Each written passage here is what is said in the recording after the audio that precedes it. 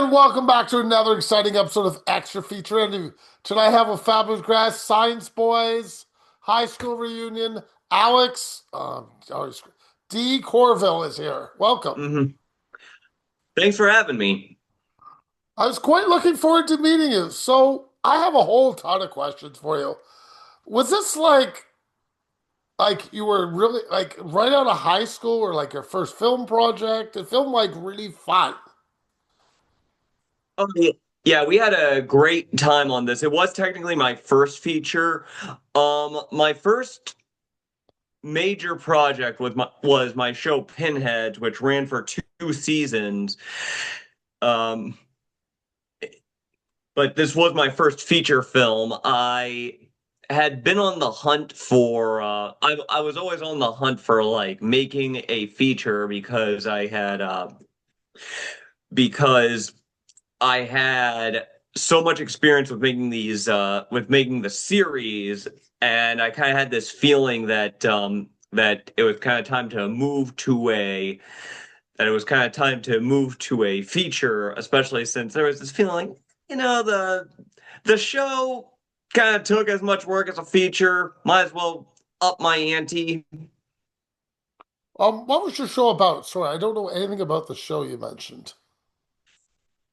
Pinheads, which has kind of gotten the secret nickname, it's always sunny in Akron. How to Ah, give you an idea of what it was about, but it was about a group of guys at a bull. A group of guys from Akron, Ohio, with these loud and over-the-top personalities, and they hung out at a bowling alley during their free time, though they worked at a radio station, and a lot of it was about the very absurd humor, like there were a lot of fourth wall breaks, movie spoofs, a lot of Family Guy style cutaways and stuff like that. It was very much like it was a little bit IT crowd, a little bit Pete and Pete, a little bit the Chris Elliott Show, Get a Life. okay, I got it. We're good to go. Okay, so writing a first feature, how long did this take you, or was it easy to do because you'd already done the TV show? Believe it or not, writing the first feature, I actually banged out my first draft in like a week and change. I don't know what happened. I just got this wild hair for doing this kind of comedy.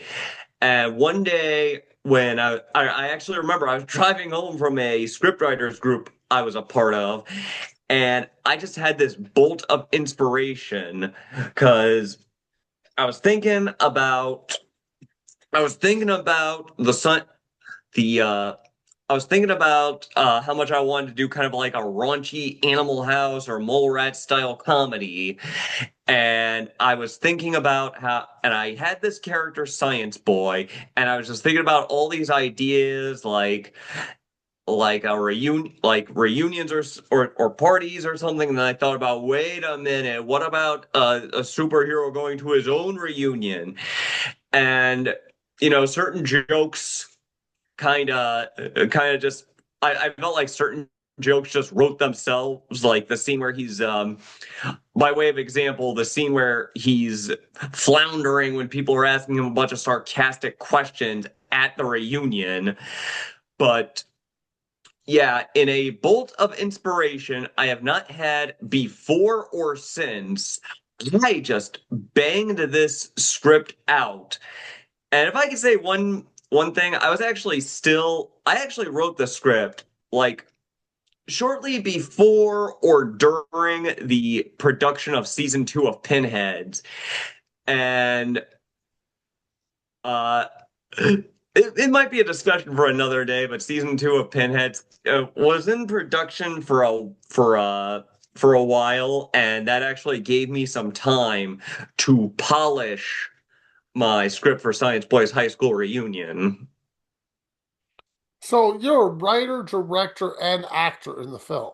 hmm That is a lot of hats for a first feature. How would that feel during it?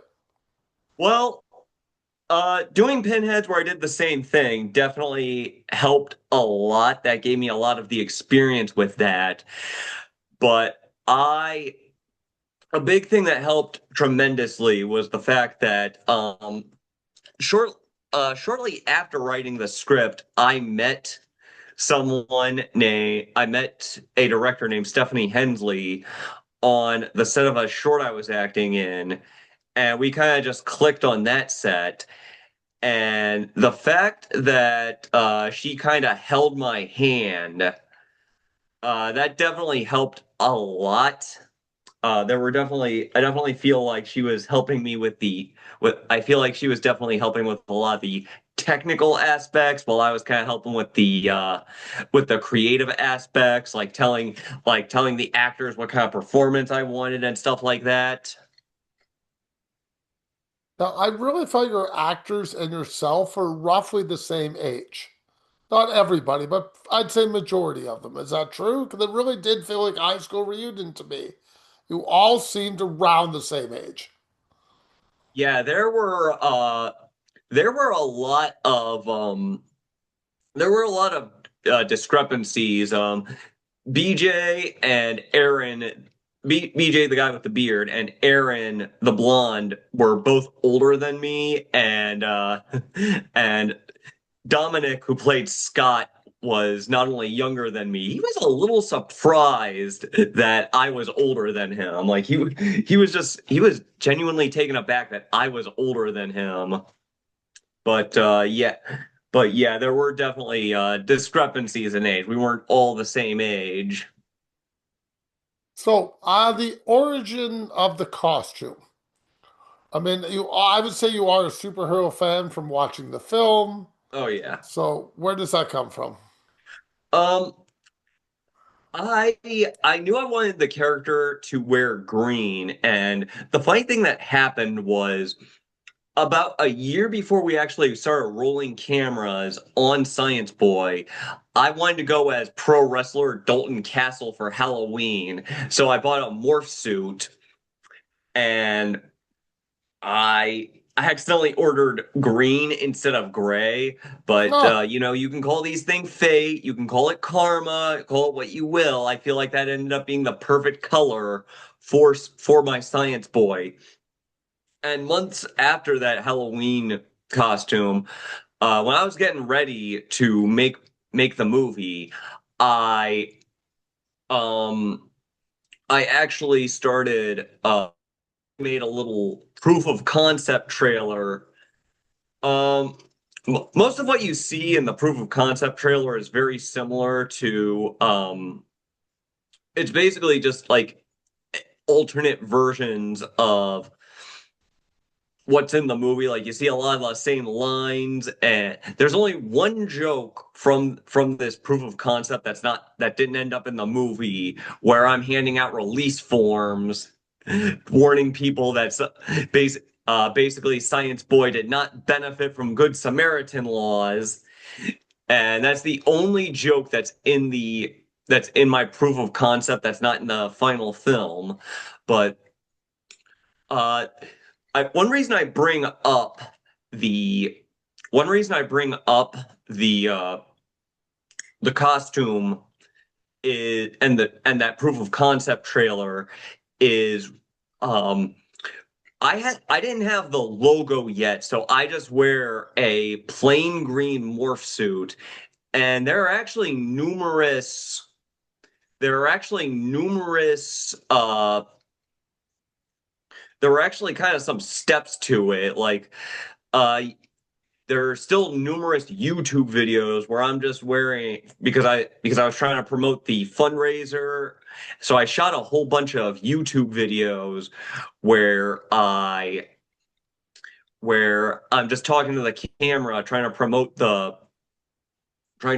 film and the Indiegogo and the crowdfunding, and I'm just wearing that plain morph suit. There were different steps. One joke that actually made it into the movie was when a friend of mine, one of the things I did was I had a comedy show that was a fundraiser for the event, for the film, I should say. I had a fundraiser comedy show for the film, and it was one of the first times I wore the Science Boy suit in public. And I had a friend just roasted me over the fact that well, let's just say there's a reason Science Boy wears underwear or overwear, and that's actually why that joke is in the movie because that happened in real life, and I just thought that would be a funny inclusion in the movie. And uh and one of the things I wanted is I thought would be funny if Science Boy's logo were the periodic table of elements, but Stephanie added the SB inside the bottle test tube, and that is how we and that's I think that would, although I think making his logo the periodic table of elements would have been funny, I kind of think that was a trade up just because the SB in the test tube uh kind of translates better for marketing. So that's how we came up with the costume. Okay. Is there any reason why you wanted the play in the film to be the importance of being earnest? Well, I gotta be honest, I did just pick something that was public domain because believe it or not, when I first came up with the Science Boy character, I I was going through a bit of a I was going through a bit of a Jersey Boys kick, and I wrote this and you know, I created the character at a time when I was writing stuff. You know, I was new to the whole filmmaking thing, so I wrote. Let's just say I was in the habit of writing without limits. So I said that Science Boy was obsessed with Jersey Boys, and then I realized that's kind of copyright. I can't say that. So he says the importance of being earnest in the one scene, and that's why I changed, and that's why I just made up the fictional play Jersey Cats. And if I ever go further with that, my improv troupe gave me the idea for a fake song called "Oh So Many Needles on the Beach." So if we ever expand into Jersey Cats, and the funny thing is, they told me, I remember some of my members, some of my improv troupe telling me, Alex, I know that's a fake play, but I kind of want to see it. I love it. I love it. Okay. I've got two questions. The yearbook. Who made the yearbook? Or is that a real yearbook? I did just plaster pictures. I did just plaster pictures onto a real yearbook. Um, though I did also I did just plaster the pictures. The picture of me that wasn't even made, the picture of me wasn't even made during production. I just had some, and you might even be able to tell because I actually got my teeth fixed in between taking that picture and making and filming that scene for the movie. I was actually just goofing off one day, and I thought it worked so well for the scene in the movie that I decided to include that as my character's yearbook picture. And it was just a combination of pictures I had access to that was used in the place. Okay. How did you get your cast together? Because, like, again, I said they all you guys look very similar in age. So did you Mhm. know all these people, or I did know you a few cast? of them. I know a few of them before the making. Um, I I knew there were a few people I knew beforehand. The Kaylee, the actress who played. who played Jackie was recommended to me by a friend. She is the one holdover from that original, besides myself, she's the one holdover the uh from the proof of concept trailer. There are several people throughout the movie who have roles that I had previous relationships with. Peter Toomey, BJ Halsall, um, a few of my friends from the comedy world, such as Vaughn Wesley and Bill Stone, both of whom have small parts. Some of them were people I worked with before. Um, I actually offered anyone who was in that proof of concept trailer a chance to basically bypass the first audition and go straight to callbacks.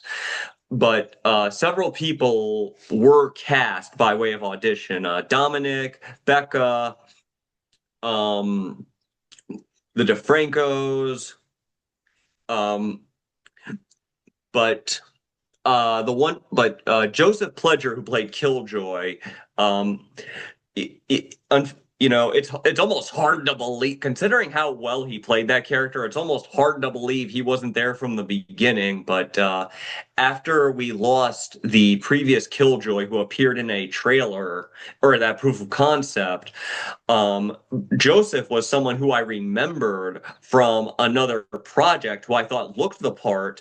So I called on him. And, this is one of the reasons I really appreciate the guy. He was able to fill in. He was almost last minute with how he was able to fill in, and he just did such a good job on that role. I mean, it's like I said, it's like people are almost in disbelief. Like, how was he not the guy from the beginning? So your character, I mean, you wrote it, I get that. You're acting in it. You let your main character take so much abuse, I thought. Constant abuse. I'm like, so how does that feel as a writer, knowing you're setting yourself up for failure a lot? Well, I mentioned that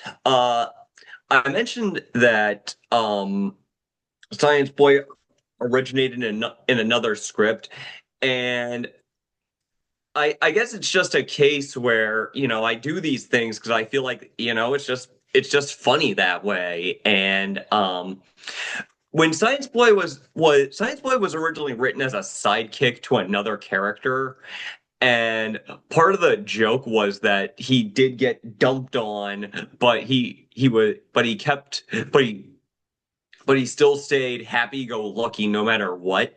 And one of the lessons I learned from writing this is, it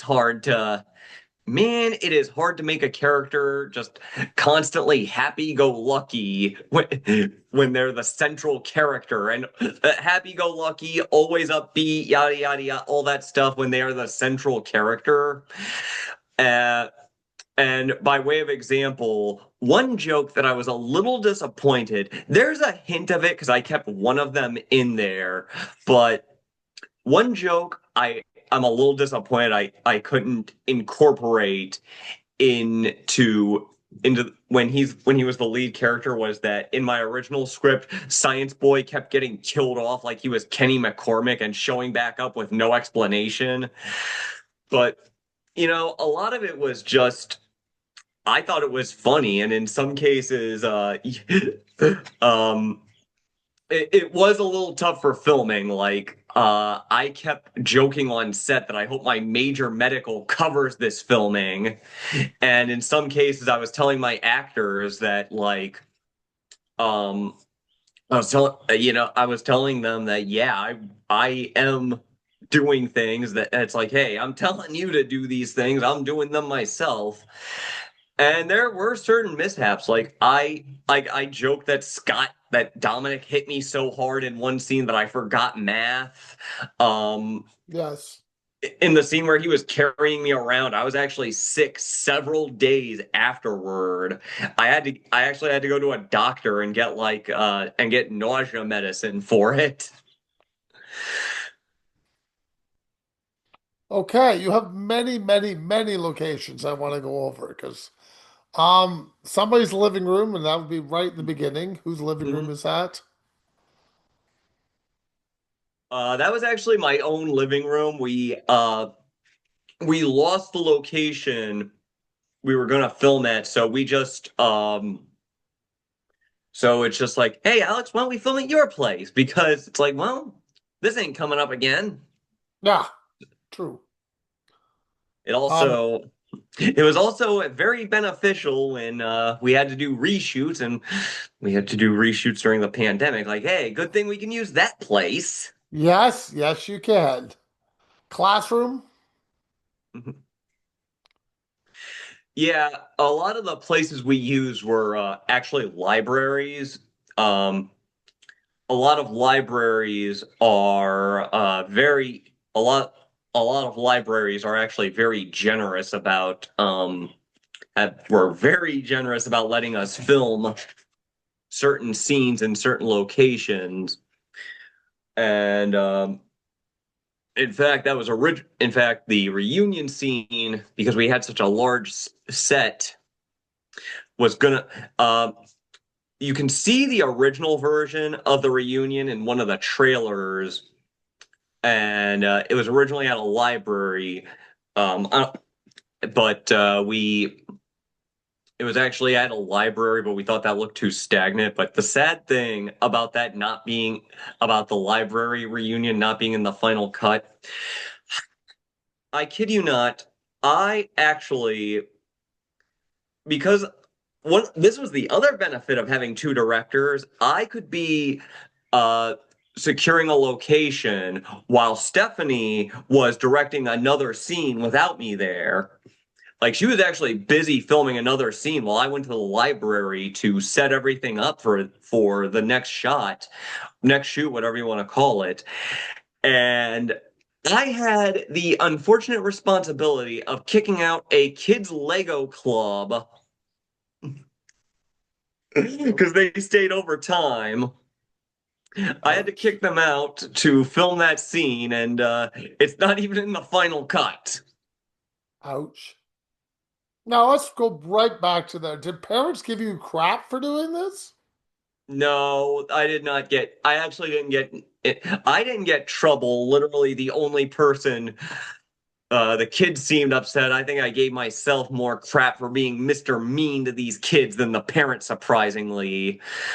But um, but yeah, they were shocked. I mean, like I said, I think they kind of understood that they were staying past the time they were allotted. So, and the library kind of helped me with that. Like, forgive me for blanking on something that happened on every little detail, something that happened years ago, but but the library was I kind of had to go to the library and tell them, hey, this is what happened, and they were cooperative and helped me with that. Okay, the bar is very nice. Mhm. Yeah, comedian Bill Stone actually helped us get that. Um, now when actually when you say bar, do you mean the bar where we had the DeFranco's fight scene or the reunion scene itself? The scene where Science Boys has his first drink. Oh, okay, then yeah, you're thinking of the DeFranco fight scene. Yeah, Bill Stone helped us get that, and believe it or not, the scene where the two DeFranco scenes, the one where Science Boy has his first drink and the one where Killjoy hires the DeFrancos, those were actually just two different sides of the same room, if I you can was believe wondering that. that. Yes, I can. Uh, but yeah, that was a fun scene to film.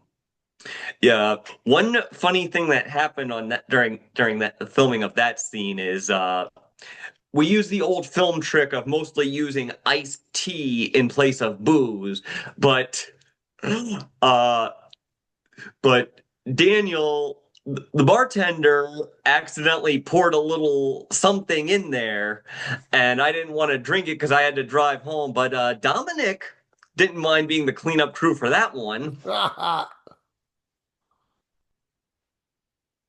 Interesting. Okay, continuing on. I want to go to the coffee shop as my last location, Hmm. and that would be, you know what I'm talking. Is it a real coffee shop? It felt like one. No, Or we tried to get a coffee shop, but the one place was actually really cooperative and was really excited to help us film there, but the locations, but I it might have been a schedule issue or just because bear in mind, Stephanie was coming from Cincinnati. She lives in Indiana, so it was a, and bear in mind, she brought a whole team with her.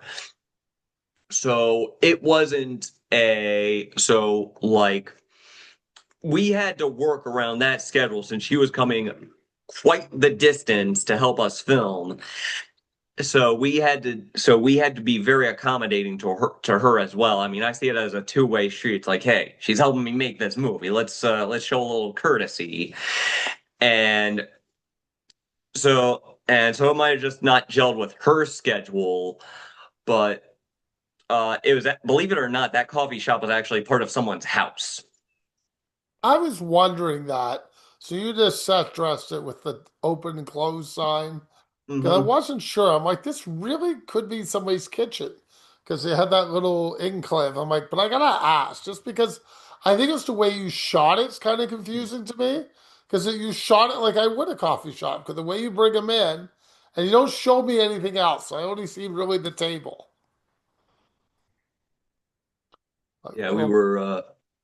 Yeah, Stephanie was very careful about that. We've I've worked I've been doing this long enough that I've had to learn a thing or two about being creative with I've had I've had to learn a thing or two about being creative with locations like um off the top of my head I think about when we were filming Pinheads and we had to do one almost half an episode after the bowling alley we were filming at was no longer usable and we had to film at another location, so we just said, oh, he blew a gas pipe and they were just hanging out at another place. So yeah, I've been doing this long enough to know how to use locations and think on the fly and rewrite when we have to use different locations. So, do you use during Pinheads? Do you use a green screen, or is this your first time using a green screen? Um, I do not. I believe we had to do some green screen work, but there wasn't a whole lot. We we had to do some recasting on the first season of Pinhead because I hired an actor for my pilot that lived in a completely different state, but and we fleetingly considered using a green screen for that, but ultimately decided to just recast and honestly the guy we got for Bernie ended up being really cool and ended up really working out. But so sometimes these things work out. Okay, I do want to focus just a little bit on one character of the film. My personal favorite character, the owner of the theater. Jerry, yeah, Jerry's been a friend of mine. You asked where I found some of these people. I have been friends with him since um I have been friends with him since we worked together on Pinhead when he played that boss. And it's like, man, I know I want this guy for something. Like I was thinking of him for that character.